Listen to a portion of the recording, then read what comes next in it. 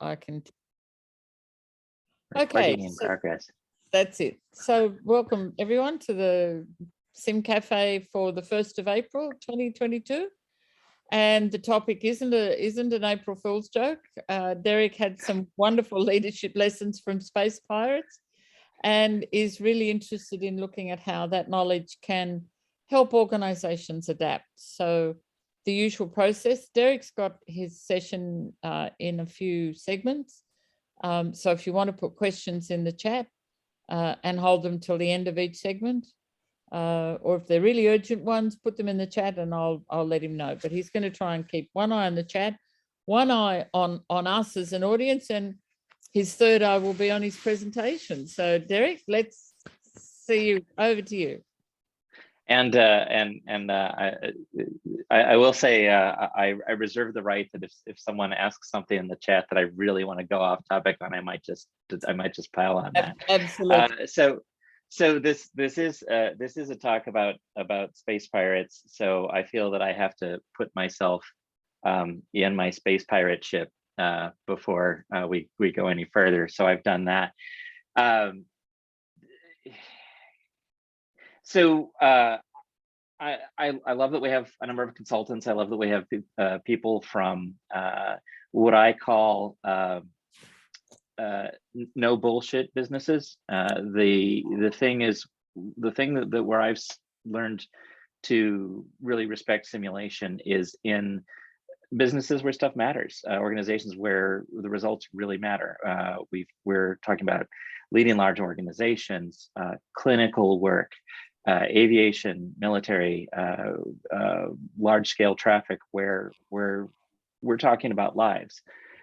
And I do not do that kind of work. I'm a consultant. I'm a management consultant. In fact, I've sort of worked my way up from wouldn't it be nice to write software to nobody knows what they're doing. How can I help make things better? And I ended up working my way up through the levels of the organization and then finally out. So I've been actually had this consultancy, Comito Adaptive Strategies, for the past 12 years now. And when, although a little before that, if we go back to 1982, my interest in simulation was first sparked by my Commodore 64 and what was then called Sublogic Flight Simulator and later got purchased by Microsoft, as everything does. And this was an area where I think because it sparked my passion and interest, later in 1999, I got my private pilots, then commercial pilots, then flight instructor and instrument ratings, and was all set to pursue a career in aviation, as sparked by that lowly Commodore 64 computer game. I was all set to pursue this career in aviation in just getting ready in summer of 2001. And as you can imagine, in September of 2001, the aviation market changed dramatically. And so I went back to technology. But while I would say my simulation experience is largely informal, I really believe in the power of it to shape experiences, beliefs, and actions. And that's something that I would love to pursue with people on this call, of ways in which we've used simulation to not just experience something that we all kind of know, but ways in which we've used simulation to actually change people's minds and mindsets. That's a large portion of my work, is changing minds and mindsets. I draw from a lot of different areas. I'm not really a researcher, more of a practitioner. So organizations call me when they, for example, are having problems with their enterprise service delivery or product or service development and release. How we're all really busy, Derek. We're all working 60 hours a week, and yet we're not getting anything done. Help. And there's a pretty rich toolkit I have to draw upon that. Everything from theory of constraints and Kanban and Agile to some of the distributed cognition facets of say, Eduardo Salas, or just change management and diffusion of innovation. And lately, I've been trying, where possible, to inject the power of play into my work, because I'm really interested in intrinsic motivation. And we're in a world these days where just motivating, the beatings will continue until morale improves, is not a very good management strategy. And yet it's one that people seem to reach for. So my passion, my research interest is what I call resilience, which is when we have strategies that are less about following a plan and more about adaptation, and we're pursuing some purpose or some identity that is constant, but the hurdles and the slings and arrows that get thrown our way are extremely complex. So those are the goggles through which I pretty much see everything.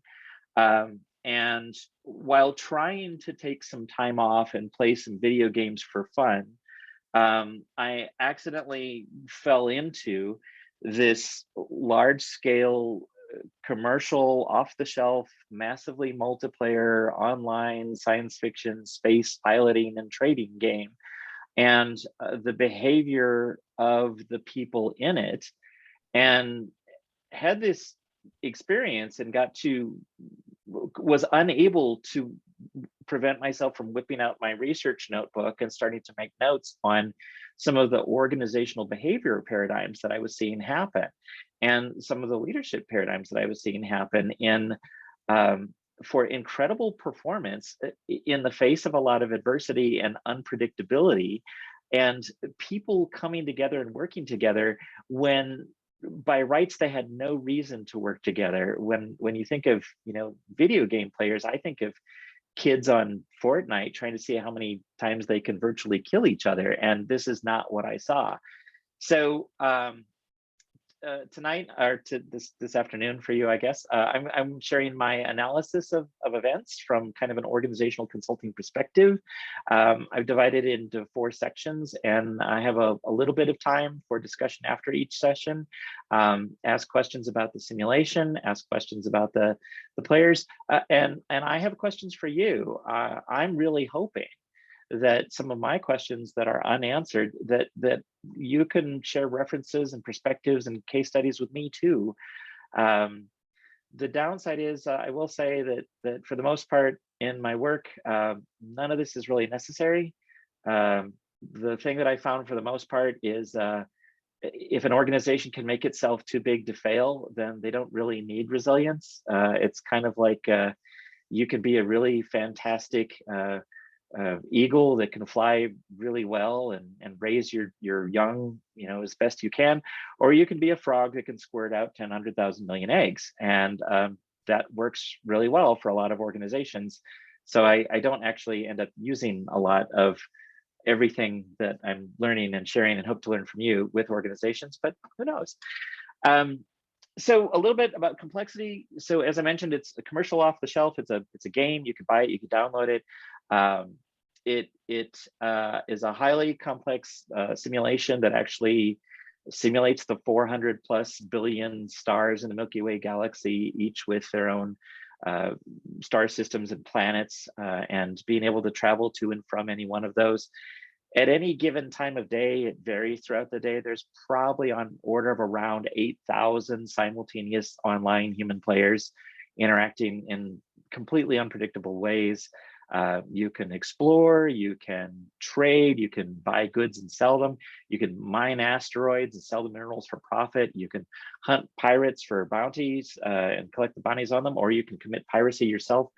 The manufacturers of the game like to say that it provides a lot of what they call emergent content, which means they've set up a complex simulation and then it's hands off and they let the human beings do what human beings do, which means that very often completely unexpected situations can arrive. And it's all interconnected with a complex economy. So actions that occur completely out of sight can affect you or your teammates in ways that you could only be aware of if you spend as much time monitoring it as some day traders do monitoring the stock market. So specifically, we'll look at one specific group or player faction. They named themselves the Privateers Alliance. They all started because they got together and they like to do piracy. And they said, well, piracy is such a rude word. How about if we call it privateering? And came up with their name as such. So I'm going to share this story about the Privateers Alliance, or PA for short, their purpose and organization, a particular challenge in organizational performance that they accepted, and then how they innovated to rise to that challenge, some catastrophe that befell them as instigated by other players, and the resilience they demonstrated to achieve it, and finally how the element of play and playfulness fostered their community and their adaptivity in a way that I would like to see happen in the workplace. So all of this kind of through the lens of organizational consulting. So our sort of first thing that I want to share, right? Other consultants on the call, you've heard the adage or perhaps used it yourself. Every consultant requires a 2-axis graph at some point. Yes, no, maybe so. Okay, so this is the one I'm sharing. I'm really interested in high complexity situations, high volatility, uncertainty, complexity, and ambiguity. So situations like fighting wildfires, military conflicts, wicked problems. This particular diagram from Stacy 2007, the Stacy matrix, is kind of a way to look at a situation and determine some relative complexity. So on the y-axis, we have technical complexity or things. On the x-axis, we have social complexity or people. As an example, in a product development organization that I might consult to, we might look at the basic rules of work, that you have to be in on time and you have a manager. That's a simple facet of working in a product development organization. It's fairly simple social complexity. It's not very technically hard. On the other hand, up at the top, we've got the technical systems that have to be integrated and wired and coded and wired into the cloud, which are technically very complex, but don't have a whole lot of there's not a lot of room for disagreement about it. It works or it doesn't. And while we may have to do a lot of debugging, there's not a lot of people aspects to manage. On the far side, the feature priority, what features should we release in our product next? That is absolutely high social complexity. There's a lot of disagreement. Which market do we want to serve? Who's been waiting longest? Maybe this is a great idea, but meanwhile, the hippo, the highest paid person's opinion, the boss in the room says, I want this feature to be released next. So this is kind of a scan of maybe what a typical product development organization looks like. This is a scan of what the world of Elite Dangerous looks like. So piloting starships is technically complex. To learn to fly in the game is probably 20 to 25 hours of solid practice just to be able to take off and land. The fact that all members of a player faction are essentially volunteers, there's no incentives, there's no payment. You can't really fire a member if they're, or put them on a performance plan if they're not following your goals. And then there's that emergent content that I mentioned. So altogether, the simulation itself offers a fairly high opportunity for volatility, uncertainty, complexity, and ambiguity. And my question, which I'd like to, I want to make this a fairly short discussion because a little behinder than I thought we might be at this point. But any examples, where have you seen or tried to use simulation to bring about situations of high volatility, uncertainty, complexity, ambiguity? What domains, and how do you introduce elements of chaos without it just being random? The roll of the dice is always easy, but what about simulation situations where there are subtle effects from choices made, and you can't necessarily foresee the outcome as a participant of the simulator? I mean, in bushfire simulations, I mean, you're relying on a whole number of factors. You've got wind speed, temperature, and then I've been doing a lot of reading on how people respond to bushfires, and you've got emotions, you've got belief systems, you've got loved ones, not just humans, but also you've got animals. And a lot of people will make very poor decisions to return to their household to collect their animals, and unfortunately they will perish. And this isn't just in bushfire situations, the same happens with floods. Yeah, it is a box of frogs. Box of frogs. That's a new one to me. I like that one. Yeah, that makes sense, right? That sounds like a terribly that's a high emergent situation. And Danielle, if it's okay, I'm definitely going to want to ping you on that afterward. I would love some references. I'd love to hear more about that. Any others areas where we introduce VUCA into a simulation through some simulation elements? Well, Pip, the session you did a few months back describes how you did that with paramedics.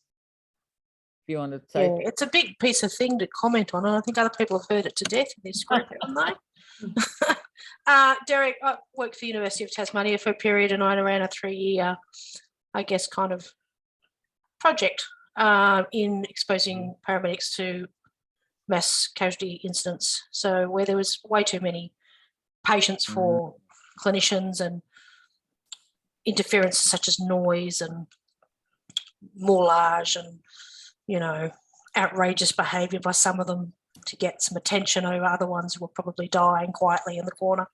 And we had 120 people in the final version of it. And for me, you know, you talked about how do you sort of not plan chaos, and how do you let it just kind of unfold. I think all the work for anything like that's done well before you even say, go, let's start. And that was plain into the design of it, the type of patients that were designed, and making sure that the people playing patient, which were first year university students, really were very, very clear on what their role was and what their role was not, and that they tried their best to stay true to it. And it just kind of unfolded. I think if you ran the same thing the next day with the same group of people and the same patients in the same situation, the same weather conditions, you would probably had a very different outcome. yeah. So everybody's got like a little card that says, you know, you're they trying memorize to, it. Yeah. like they memorize it, and they were told to go and build their own. You're trying to take your luggage with you, no matter from the airplane accident, no matter what the paramedics say. You're trying to make sure that you don't let go of your luggage, that kind of a thing. In part, you know, you're pregnant, you're 7 months pregnant, and something's going to happen at some point, and you're at some point when I tell you you're going to give birth in the middle of a trauma incident, and you really are going to give birth. And they had like a balloon with paper mache built up underneath their clothing, and it was very real, as far as you could on what we were trying to do. So it was very immersive, and I think it was the noise, probably, as Elle and I have talked about, that was probably made it what it was. The moulage definitely attributed to it as well, but for me it was the noise. It was you can't reproduce that in a classroom, that level of volume. There was radios going and cameras and people everywhere, and it was anything to sort of add to the extrinsic cognitive load to kind of get people into that brain fry state. I like that. You have to be careful with that with management types, because they often want a pleasant experience, but I think we were talking about this, I think 2 weeks ago at the previous session, about the fidelity of simulation. And what I'm taking away from that, Pip, is that fidelity it doesn't just have to make it seem more real. It can also ramp things up to the point that now it's a little more chaotic too. And I think the one thing, if I took anything away other than the noise, is that they felt that because they were using people and not mannequins, which you could never do in a situation like that, they were making promises to people. I'm going to come back for you, and I'm going to come and help you. And they felt that they had to. They felt obliged to actually fulfill those promises, that they weren't, you know, empty conversations with a mannequin that an instructor's on the other side of. They'd looked at someone in the eye and they'd said, "I'm going to help you, and I've got to do this and this, but I'm going to come back. It's going to be okay." They didn't know they knew that they were first year students. They knew that they were in a simulation. They felt that they had to honour those contracts. And now they just made a commitment that they might not actually be equipped to be able to follow through with. They just promised something they might not be able to deliver, and then the patient would die. because Yeah, they got distracted by all the other by things. something else. So there was a lot of So I think that's made an impact. something I love it. One thing that I take away from this is the more people, whether it's Confederates or trainees, the more complexity you can have. So that's awesome. That's awesome. We could spend the whole rest of the day. I hope there'll be a little time at the end, but I'm gonna rip through the next section here, so let's meet the Privateers Alliance, learn about their performance challenge, and one specific incident of how they innovated to rise to that challenge. So here are the founders, Commander Filtor, and okay, see you, Libby. Sorry, thanks. Commander Filtor and his real-life wife, Wicked Lala.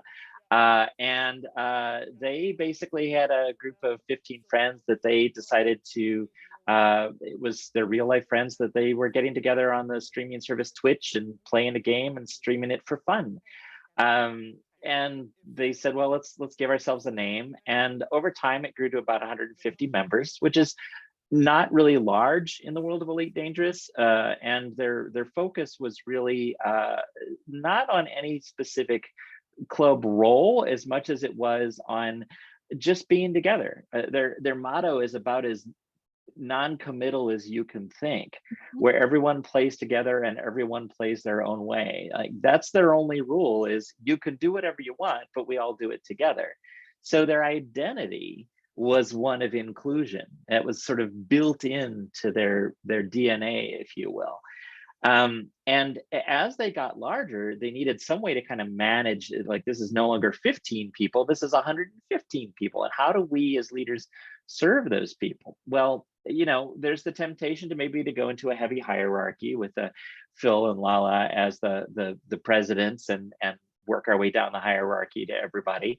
And then you sign up for some manager. But they didn't do that. They basically nominated a couple of people to be what they called flight leaders, and just in keeping with the theme of the game. But they didn't have any special authority. A flight leader was really just kind of a hub for certain types of interests. So if you were interested in exploration, you went and talked to KZ Fusion. If you were interested in bounty hunting, you went and talked to that 90s kid. If you're interested in trading, you talked to Facehugger.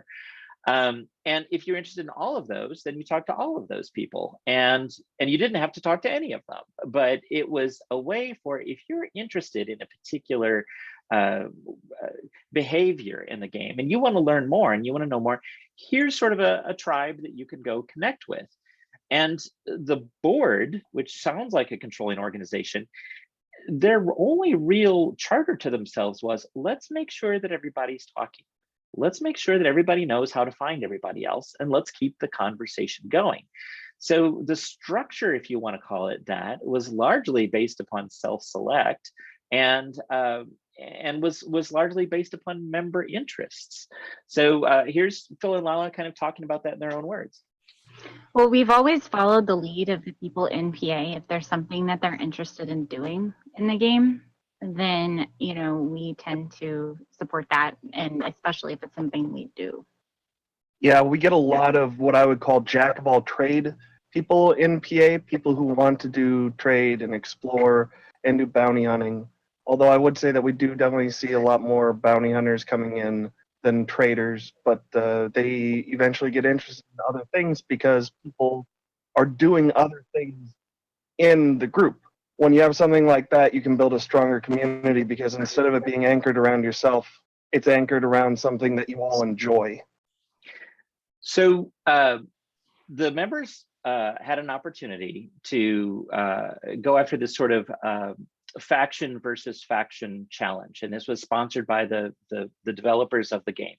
And it was essentially a logistics challenge involving shipping items from one space station to another space station across the galaxy in your spaceship. And in that sense, it was very simple. So it had about a 4-week duration, and the goal was to pick up items from one station where you can only get them from that one station, ship them across the galaxy, which it takes about anywhere from 20 to 30 hours real-time gameplay, and drop them off at the destination. And the more that you drop off in the destination for your faction in a month, the better your faction does. And whichever faction of everyone who's competing who delivers the most items in a month wins. What they win wasn't even that exciting. It was the right to name a planetary base, a station on a planet. It didn't give anybody any special rights. There was no individual privileges. It was really just a community goal with an intangible reward. So the basic flow, something like this, as the game developers designed it. The station that would give you items would give a maximum of 10 items to any one ship. And then once you have 10 items in your cargo hold, it will not sell you anymore. So that's due to a sort of an obscure rule in the game. And then if you loaded those 10 items on your ship and you would make your long trip off to the destination and deliver them, great, that's a score of 10 for your faction. And then maybe if you felt like it and you had time enough, you'd go back and do it again a few times to keep helping out your faction. So as you can see from looking at this is definitely something that favors large factions. If you can have more ships in play carrying 10 items at a time, then you're going to do better. This kind of gets back to that notion of our selection in evolutionary biology and how many eggs can the frog spit out at once. So this is sort of my rock hard critical success factor consultant nerd analysis of this, that if the goal is to deliver more items than other factions, then we want to deliver the maximum number of items by the end of the month. But there's this 10 item per ship limit, so we need to maximize the number of ships. Therefore, we need to drive up recruitment. We need to get as many people into our faction as possible. That was the intention. That is how the game designers put it together, in hopes that they would start driving more membership and more player factions. It's the let's be too big to fail methodology. Privateers Alliance said, look, that's not who we are. We can't win on size. We're small, but we are diverse and we're committed and we have strong connections. How can we use that? What if we could find some workarounds? And they did, and they experimented and they tried things out and they kept talking to each other about it. And they realized, you know what, there is a way to beat that 10 item per ship limit, but it's tricky and it involves a lot of communication and coordination, something that space pirates don't tend to be really known well for. So that's what I think of as innovation, is doing experiments to come up with novel strategies. This is the strategy that they finally arrived at. One group of players called loaders would buy the 10 items, and then the station would refuse to sell them more. And then that group of that person would go out and eject their cargo into space, where it would be then picked up by an extremely large cargo hold ship, and rinse and repeat until the large cargo hold ship could hold up to 700 items at a time, and then would go on its merry way across the galaxy, delivering 700 items at a time. And while it was tricky to coordinate, and they had to coordinate schedules and determine who was going to do what, it was still using the same sort of paradigm of, look, there's lots of things to do. You can ship, you can load, you can do whatever you want. You don't have to participate, but here are the jobs available if you want to participate. And we're talking a factor of 70 performance gain per player to come up with this, just by experimenting and innovating.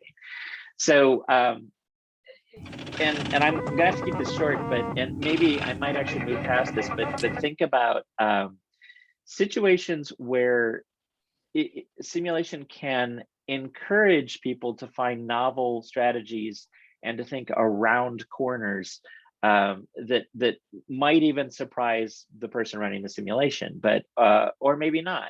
What are design elements that we can bake in that aren't just simple lateral thinking puzzles, but there appears to be a constraint, and part of the simulation is going to be experimenting and exploring and trying things out until you find ways around that constraint. So would love to hear more of that, but first I'm going to close the story. So I mentioned that things went wrong. They did. So this chapter is how that challenge turned to catastrophe and what kind of resilience their structure and leadership behavior gave to overcome that catastrophe. Reminder that I think of resilience as adaptive strategies to achieve a persistent purpose through complexity. So a rival faction who said, look, we could try and deliver more than other factions, but how about instead of us being better, how about if we just make it worse for everybody else? And using a kind of very complex and very poorly understood game mechanic, found a way to shut down the station that takes delivery. So it's like closing their loading docks, and there's no way for you to unload your cargo. So Privateers Alliance had a whole bunch of shippers with full cargo holds arriving there and no place to drop their cargo off. And by the way, this affected everybody in the challenge, not just the Privateers Alliance. So this is affecting thousands of other players. And if you can't unload, then you can't return for more. And if you can't return for more, then you can't be loaded by the loaders. And if the loaders are idle, so everything starts coming to a crashing halt. This is kind of a pandemic level event as far as the game was concerned. It was a tremendous hit to morale. Most other factions just kind of quit and said, well, whatever we've delivered for this month, that's what I guess our score is going to be. And the Privateers Alliance had a bad day, but there were people in the organization who did more experiments. So remember their identity, which was, the explorers and the traders and the distant players repurposed themselves as loaders and shippers for the Colonia Challenge. And then when this lockdown happened, they further repurposed themselves, and some players volunteered like, well, maybe we could act as temporary storage. So the trickiest part of the whole maneuver is the loading and unloading. That's the delicate dance that is the secret sauce to our winning the game. We need to preserve that. Maybe we can help do that just by acting as storage. Meanwhile, other members are like, maybe we can find out how to open the docks at the unloading station again. And so that's what happened. So this identity of we all play however we want, but we all play together and we all keep talking, that never changed. The purpose of let's try and deliver the most through this contest, that never changed.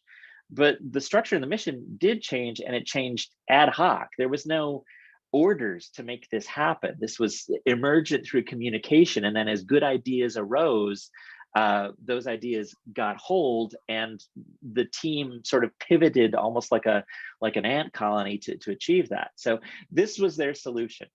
So some folks would self-select and become the lockdown defense, and they were working to go try and open up the destination station. The shippers who were in transit, they said, all right, we'll wait for a little while, but we're not going to wait forever, because this frankly is not fun. So if you can clear the situation in a couple days, we'll deliver our cargo, otherwise we're out of here. And then these other volunteers jokingly called themselves hoarders. They bought the biggest, cheapest ships that they could and said to the loaders, keep filling my cargo hold. And then when our shippers come back from the lockdown being lifted, we can unload en masse and get things going again. This would all have been really easy if there was another place to store your cargo in the meantime, but there isn't. Cargo that's left in space disappears very quickly after 10 minutes. Cargo that's in a ship cannot be transferred to other ships, and one player can only have one ship at a time. So in order to do this, number of players had to volunteer to basically stop play and just sit for a few days holding cargo. And that's exactly what they did. Even people who had prior to this point not participated in the challenge at all, but just got mad because they heard what had happened and said, all right, I'm in, how can I help? So I like to say leadership is not necessarily a noun, leadership is a verb. And this is what happened. The members of Privateers Alliance demonstrated emergent leadership. You saw the complexity and affordances that the game gives, The Privateers Alliance structure gives players affordances on its own. So instead of a rigid a structure with defined roles, it was a fluid structure. Instead of centralized authority, it was acentric authority. Instead of a hierarchy to follow, it's this connected network. And instead of defined roles, there was more of affinity of what do you feel like doing today. And the key thing really is, instead of just a focus on execution and doing, there was a focus on learning. And all of these values were modeled and supported by the senior folks in the organization. So I am a mother of 2 daughters in real life, and I am the PA mom. Essentially, that's what a lot of them like to call me, you know, because they're, you know, jerks. But and it's kind of reminding people why we're here. Day to day, I will go in if I see something, especially like disconcerting, like somebody talking down to an employer, something like that, reminding them, you know, we're here to learn. Everybody's here to learn. We're here to teach too, you know, and not discourage. You have to be willing to be the example. So you have to be willing. If you're asking these people to do something, if you're asking these people to meet goals, you have to be in the trenches with them. Not all the time, but you have to be there and available and doing as much with them, not telling them what to do and showing it, but doing it with them. During Colonia, I streamed on my own for quite a while to show them that I was making these runs, not in anything fancy ship, not in a big ship, not doing the fancy, you know, neutron jumps, but I was jumping the slow way with a tiny ship. And I did that 3 times. And I showed them that I'm asking you to do this, and I am damn well going to do it too. Bottom line, it worked. You can see, so this is sort of a graph over time of number of items delivered by the Privateers Alliance. So time on the x-axis, the number of items delivered on the y-axis. And the 3 gray lines are their nearest competitors in the Colonia Challenge. The blue line is Privateers Alliance. And you can see right there in that halt in lockdown that happened during the middle of the game, everybody else sort of petered out. Anything, the last little trickles came in, but they kind of quit. But the Privateers Alliance strategy that they emerged and evolved on their own not only beat their competitors and ended up winning them the right to name that base, but that dashed line is actually the results of the previous month's winners, which was a player faction with 4 times the size of the PA membership. So they actually ended up performing well better, even through this game-breaking interruption, than a group that was 4 times larger than them and had 4 times as many ships. So let's chat for a little bit.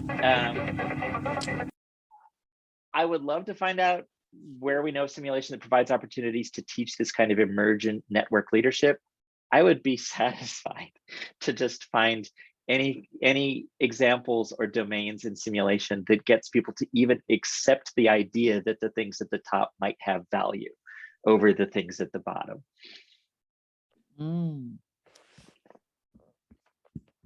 Okay, some comments, questions? Derek's challenging us. I mean, it's not a simulation. This is in real life just recently in Okay. Lismore. The flood evacuation center didn't have a manager for like 3 days. And so a resident who had evacuated decided just to pick up the role because no one else was doing it. And then it was this sort of community-led operation rather than top down. So just one example, I guess. No, that's great, Danielle. And I think that we hear it a lot. And Elizabeth and I were just talking about examples of that in high crisis situations. And I'm curious if anybody has run into situations where we can teach people that, I mean, this is a game, this is a video game, this isn't wildfires, but where we can teach people that, hey, this is a method of organizing that is an alternate to the top hierarchy prior to a crisis. But thank you, Danielle, that was very cool. So one of the things that I used to do is run what's called a classroom as organization simulation, a semester-long subject. And I would say, looking back, that this would be one of the things that it was trying to teach. You know, that you each you're responsible for your own learning and for everybody else's learning, and that fluid stuff, your 5 green buttons are all the things that, you know, that are worth going for.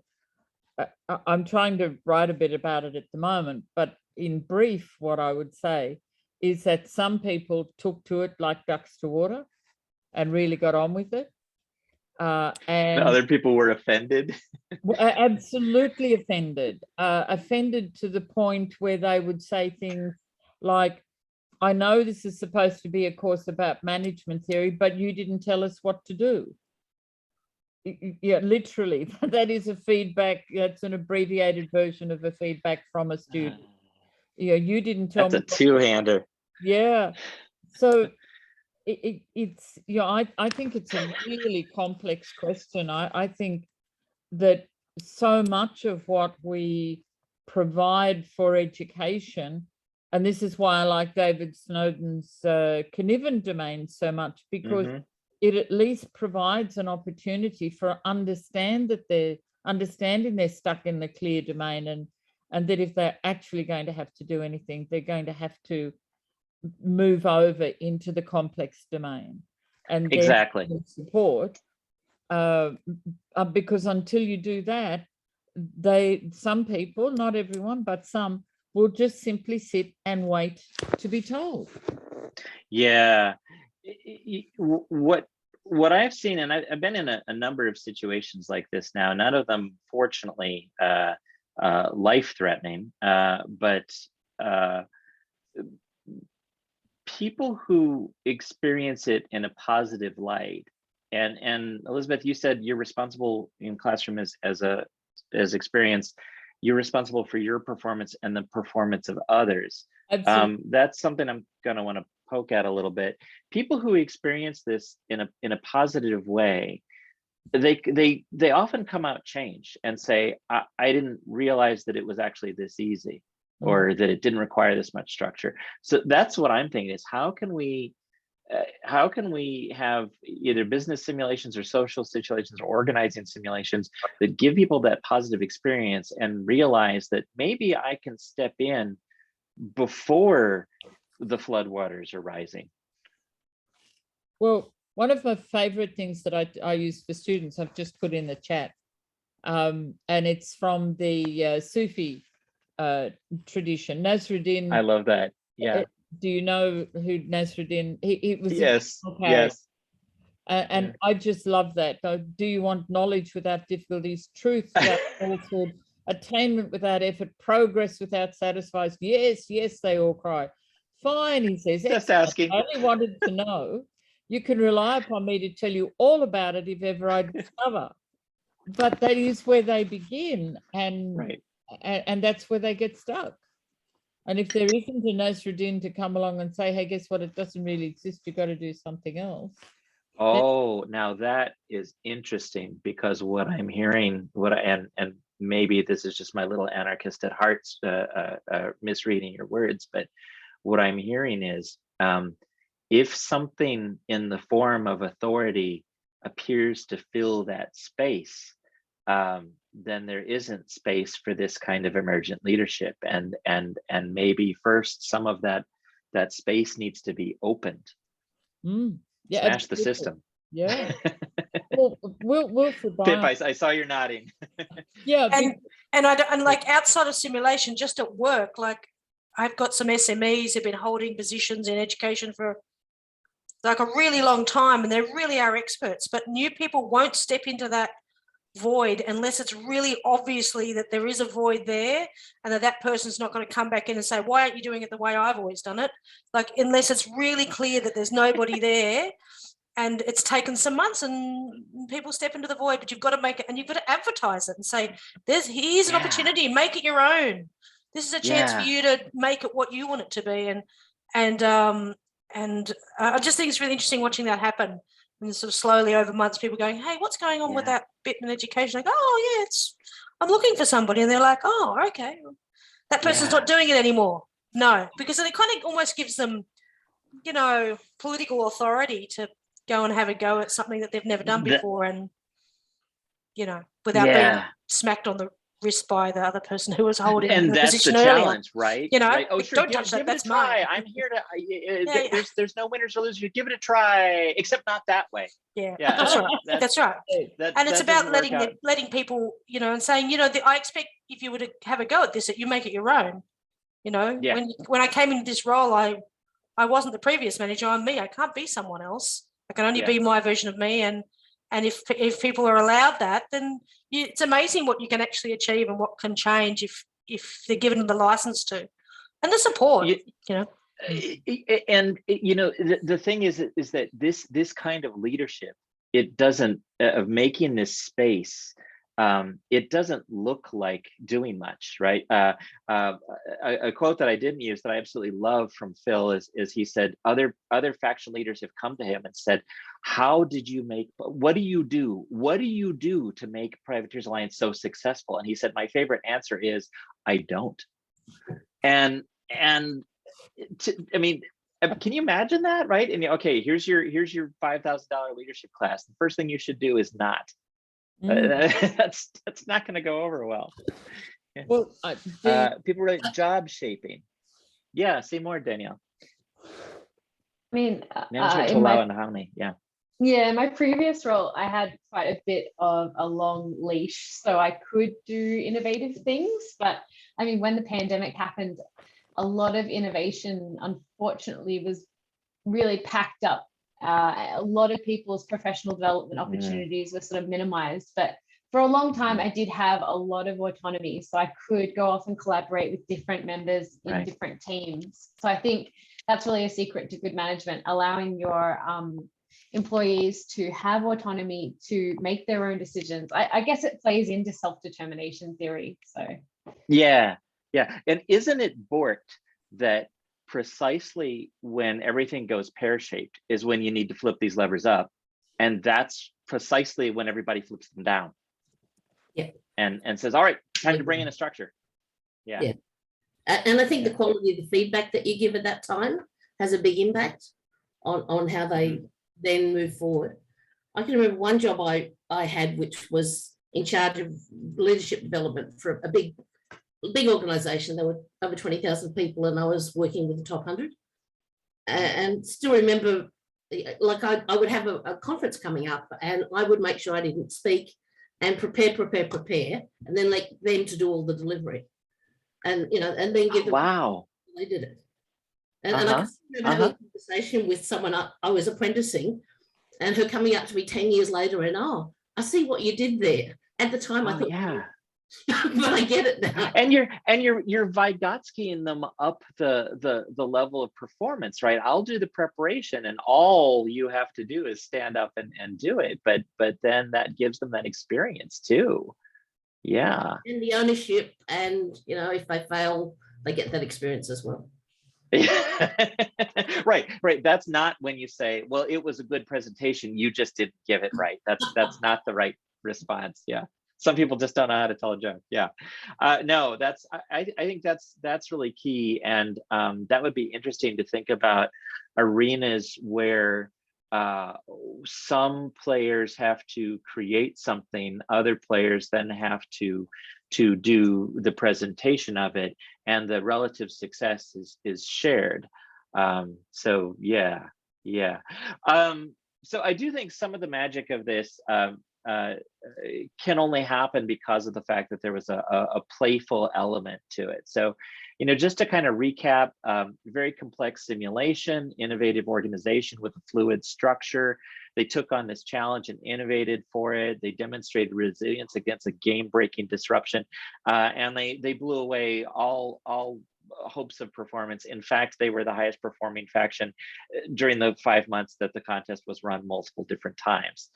So I love this quote from Brian Sutton Smith from the Ambiguity of Play, that the essence of play is willful agency plus passionate commitment, that it's this belief in acting out one's own capacity for the future. So the Privateers Alliance was like that. They were going for it. There's no threat or penalty. There's no compensation. It's diversity of skills. It's I play my own way and I do what I want with this other group. And then this commitment, this let's pursue this possibility with cries of exultant commitment, and that people who weren't even involved in the game, PA members who weren't even involved, decided to get involved when something went sideways. And that Phil and Lala reinforced the values and the purpose of in the identity. Their interventions to the organization weren't about here's what you should do, but here's who we are. And they didn't tell anybody, they just demonstrated it.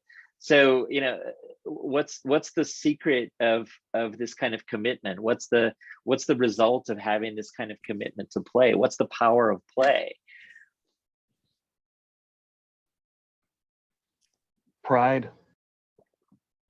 I would say pride.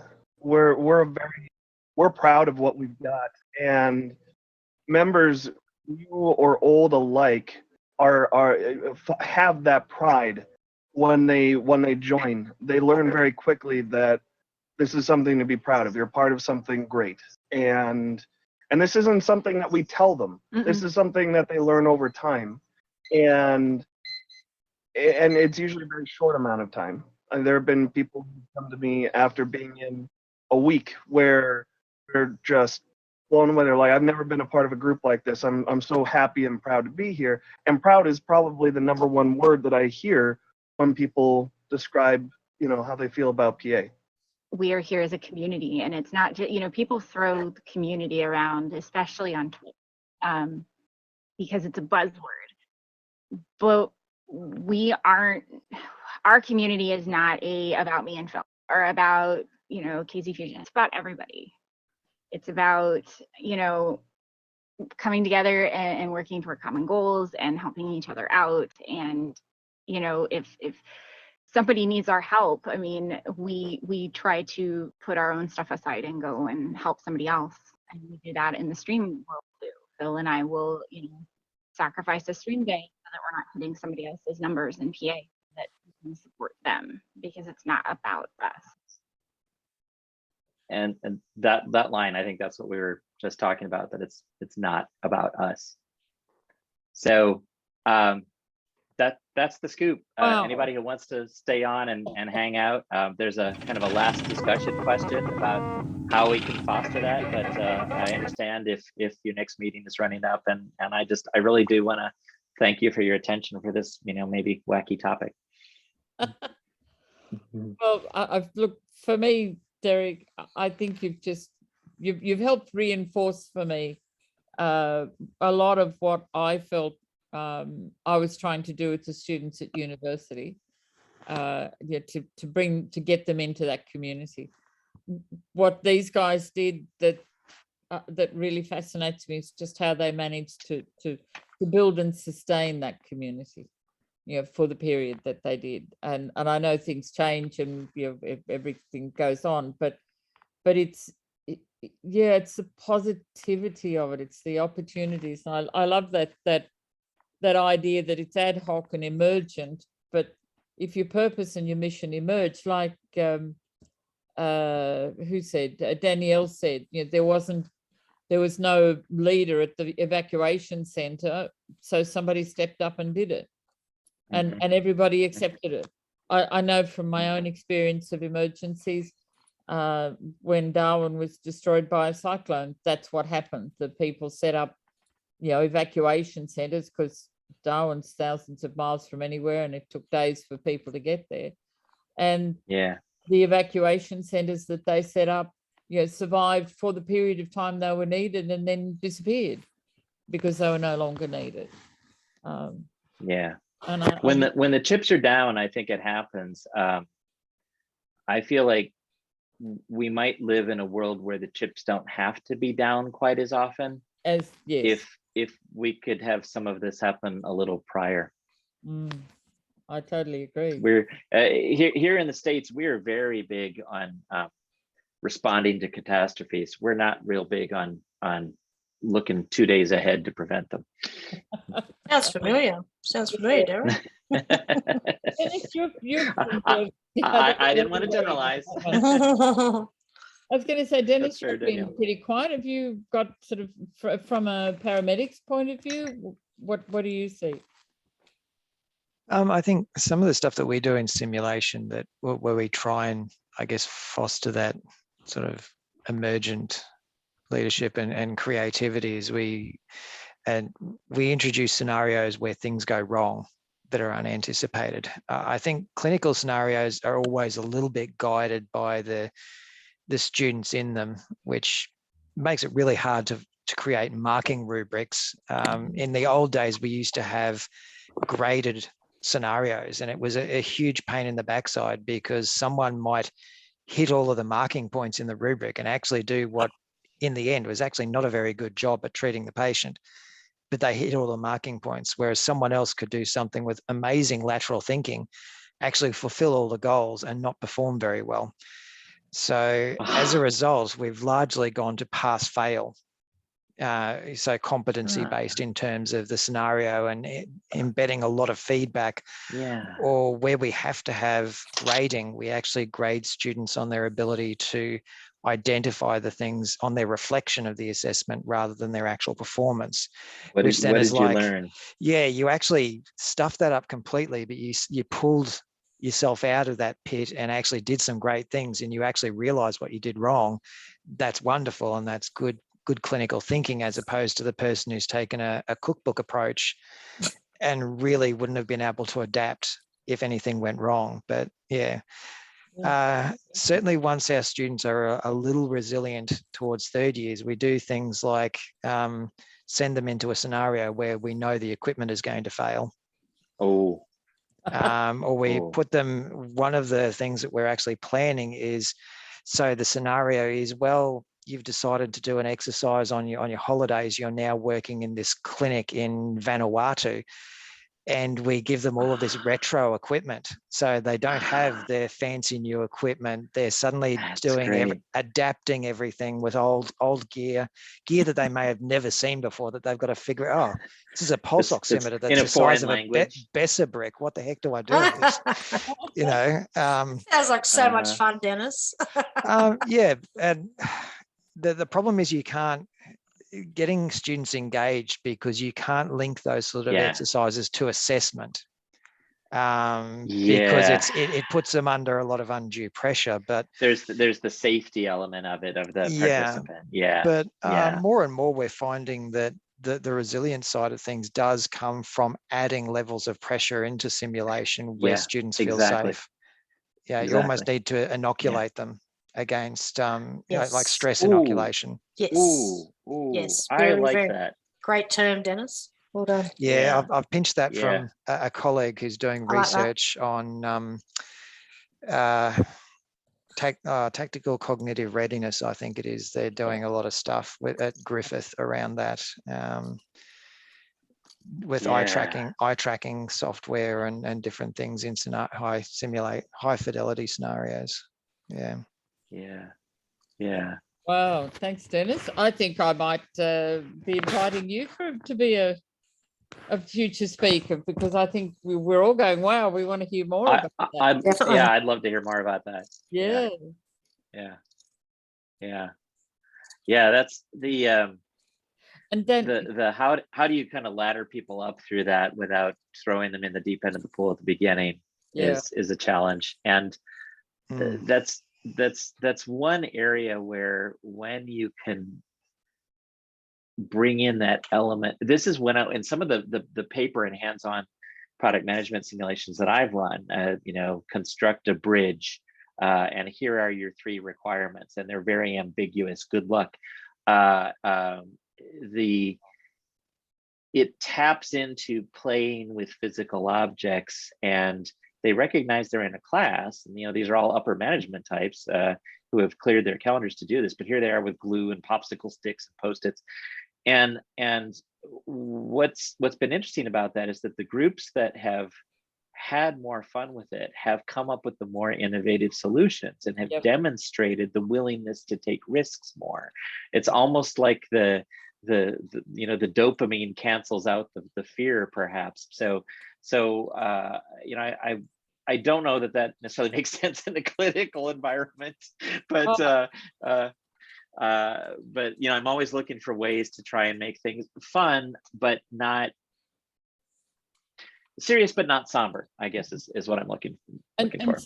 Some of it is an interesting form of self-censorship. I should not be having fun. How dare you make me laugh? This is supposed to be a serious workshop, whatever. You know, that self fear of entering into fun can be extraordinarily powerful. And I love Danielle's comment about the power of stress inoculation. I think that's an important one too. If you are more able to manage stress, I'm assuming that's what you mean, Danielle, then you are more able to face, you know, sort of challenges and uncertainties. So I'm you know, throwing this hypothesis out there. The less stress inoculated you are, the more likely you are to be unable to have fun or be creative, because your stress is. Oh, that's interesting. That's interesting. That if this is your first time tasting stress, you might get all up in a twist and say, well, we shouldn't be playing, we should be working. Yeah, I think that's interesting. Yeah, I do think that. Yeah. You know, I love that quote from Sutton Smith about the opposite of play is not work. The opposite of play is depression and vacillation and uncertainty. And why wouldn't you want to be confident in your work? So I think there's a lot to that. And maybe that even means a certain level of prerequisites for people who enter the simulation. Have you had an experience with a failed, you know, product release? Have you had an experience, you know, where you've you know, had equipment fail or lost a patient? Okay, you can be in this class. Otherwise, go to the beginning one. It's going to be we'll tell you what to do, and it's going to be, you know, very structured. I think we're onto something, and I also see it's 2:10, so we need to turn off. Thanks so much, everyone, for your time. It's been a thrill. Wonderful. Thanks, Darren. Really good. Thank you, and I look forward to seeing all the presentations from the rest of you for the rest of the year. Great. Thanks. Bye. That was fabulous. Cheerio. Thanks, Al. Thanks, everyone. Thanks, Bye. everyone. Bye. See you, Catherine. Thanks, Pip. And I'll follow up with you, Dennis. I'd really love to have some more from what you were talking about. I think that'd be great. Yeah, not a problem. So how do I reach you? I'll throw my email address in the chat. In the chat, and I've saved the chat, so that would be great. And do you share participants' contact info, or is there an opportunity to maybe I can organize for you to be, I can organize for you to be in touch. What I'll do is go through our admin person and just ask. I don't always get the emails, so thanks, Dennis. I forgot to ask Danielle for hers. I'm sure she wouldn't have minded, but I'll go back to our admin person and ask her to put the two of you in touch. And is there any Libby as well? Let's see. I mean, so Danielle had the flood. Danielle had the job shaping. I think I don't know if Pip did a talk already, but I'd certainly want to hear what they had to say. Yes, you'll find it. I'm not sure if hers is up yet, but yes, it's there. It's in the you know, that supply chain bit that we've got to get it across to get it edited. I'm not sure if hers is up or not yet, but okay, great. There certainly is one. Okay, yeah. I'll organize to do that for you, Dave. And whatever you send out when you're done, please share my information. I'd be delighted to be contacted by anybody. This stuff is far more A, powerful, and B, meaningful than, unfortunately, 80% of my day job work. Well, enjoy the 20%. That's great. Yeah, I will. Thank you. Anything else? All right. Thanks again, Elizabeth. Thanks. It's all good. See ya. Thanks, Dennis. Bye.